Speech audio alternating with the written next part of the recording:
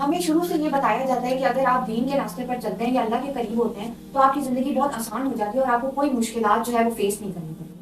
Okay, so you want to say کہ اگر ہم اللہ تعالیٰ کے راستے پر آ جائیں، دین کے راستے پر آ جائیں تو ہماری زندگی آسان ہو جاتی ہے، کوئی مشکلات نہیں آتی. فرسٹ آف آل تو میں یہ کہنا چاہوں گا کہ جس نے بھی یہ کہا ہے، میں اس کو ریوائز کر دوں، جس نے بھی یہ کہا ہے کہ اللہ تعالیٰ کے راستے پر آنے پر یا دین کے راستے پر آنے پر اس راستے پر مشکلات کم ہو جاتی ہیں. اگر مشکلات اس راستے پہ کم ہونی ہوتی تو نبی صلی اللہ علیہ وسلم کی ہو جاتی، انبیاء کی ہو جاتی، صحابہ رضی اللہ تعالیٰ عنہ کی ہو جاتی. ان سے قریب کون تھا؟ اللہ تعالیٰ کی. یہ اس طرح ہے کہ مشکلات آسان نہیں ہوتی، مشکلات کو ٹیکل کرنا، ان کو جھیلنا، اللہ تعالیٰ پر یقین آپ کا ہو جاتا ہے، اللہ تعالیٰ پر آپ توکل کرتے ہیں، اللہ تعالیٰ پہ بھروسہ کرتے ہیں. آپ پہ کوئی مصیبت آ بھی جاتی ہے تو الذین اذا اصابتهم مصیبہ قالوا انا للہ وانا الیہ راجعون، تو آپ کہتے ہیں انا للہ وانا الیہ راجعون، ہم تو بے شک اللہ تعالیٰ کی طرف سے ہی ہیں اور اللہ تعالیٰ کی طرف ہی لوٹ جائیں گے. اللہ تعالیٰ فرما رہا ہے نا، الا ان اولیاء اللہ، جو اللہ تعالیٰ کے ولی ہوتے ہیں، جو اللہ تعالیٰ کے دوست ہوتے ہیں، جو اللہ تعالیٰ پر پختہ ایمان رکھتے ہیں، لا خوف، نہ ہی انہیں کوئی خوف ہوتا ہے، نہ ہی انہیں کوئی غم ہوتا ہے. تو اللہ تعالیٰ کے جو نیک لوگ ہوتے ہیں، جن کو اللہ تعالیٰ پسند کرتے ہیں، جو اللہ تعالیٰ سے قریب لوگ ہوتے ہیں، ان پر تو مشکلات زیادہ آتی ہیں. اللہ تعالیٰ فار ایگزامپل اگر آپ کسی سے محبت کرتے ہیں تو آپ اس کو ٹیسٹ کریں گے، ایسے ہی اللہ تعالیٰ ٹیسٹ کرتا ہے اپنے بندے کو. جیسے حضرت ابراہیم علیہ السلام کو کتنا ٹیسٹ کیا اور اس کے بعد کیا کیا ریوارڈز ہیں ان کے لیے. حضرت موسیٰ علیہ السلام کو، حضرت یوسف علیہ السلام کو، نبی صلی اللہ علیہ وسلم کو. اللہ تعالیٰ کے کٹہرے سے کون ہل پائے گا؟ آپ ہل پائیں گے، میں ہل پاؤں گا. اللہ تعالیٰ کا جو کٹہرا ہوگا اس سے کون ہل پائے گا؟ اور اس میں جب سوال کیا جائے گا کہ تم نے اپنی زندگی کہاں لگائی، ہم نے تمہیں 40 سال 50 سال 80 سال 70 سال زندگی دی، تم نے کہاں لگائی؟ جب اللہ تعالیٰ سوال کریں گے قیامت والے دن، یہ سوالوں سے کوئی اللہ تعالیٰ سے کوئی نہیں بھاگ سکتا. جب آج کے جوان سے سوال ہوگا تم نے اپنی جوانی کہاں لگائی، تو آج کا جوان کیا کہے گا؟ جی میں دنیا کے پیچھے بھاگ رہا تھا، میں اپنی دنیا کو چمکا رہا تھا. جب سوال ہوگا تم نے کیا کیا، تم نے میرے لیے کچھ کیا، تم نے دوسروں کے لیے کچھ کیا، تم نے میرے قرآن کے لیے کچھ کیا، تو کیا کہے گا؟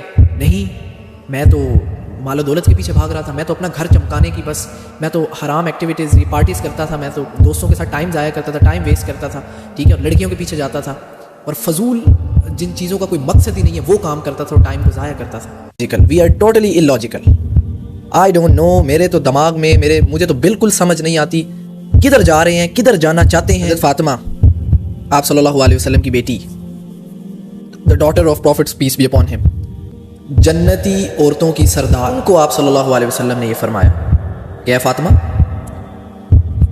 یہ بات نہ سوچنا یا اس گمان میں نہ رہنا کہ تم نبی کی بیٹی ہو، اپنے اعمال اپنے ساتھ لے کر آنا. نہیں، اس سے زیادہ اور کس لیول پہ آپ کو سمجھایا جائے، مجھے سمجھایا جائے، آپ کو سکھایا جائے، مجھے سکھایا جائے.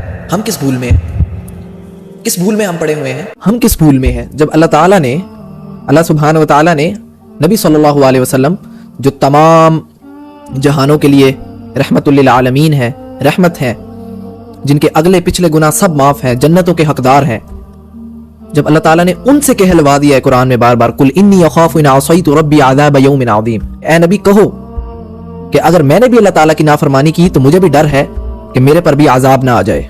تو ہم کیا چیز ہیں، ہم کس بھول میں ہیں، ہم کس دھوکے میں ہیں.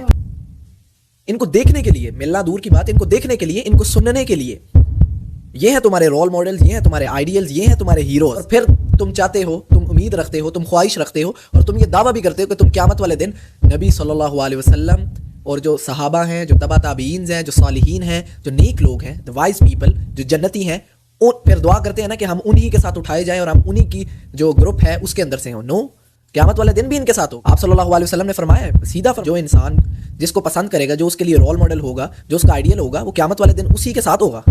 تو یہ فیصلہ آپ خود کر رہے ہیں، نظر آ رہا ہے ہمیں نظر آ رہا ہے کہ کون کس کے ساتھ قیامت والے دن ہونا چاہتا ہے اور کون کس کے ساتھ ہونا چاہتا ہے. ادھر تم سے فجر کی نماز کے لیے کمفرٹر اٹھا کے اللہ تعالیٰ بلا رہے ہیں، حی علی الصلاۃ حی علی الفلاح. ادھر تم سے ایک کمفرٹر اٹھا کے وضو کر کے 4 رکعت نہیں پڑھی جاتی، اور ادھر تم ان کے لیے، ان کافروں کے لیے، اللہ تعالیٰ کے جو نافرمان ہیں، ان کے لیے تم سارا دن لائن میں لگے رہتے.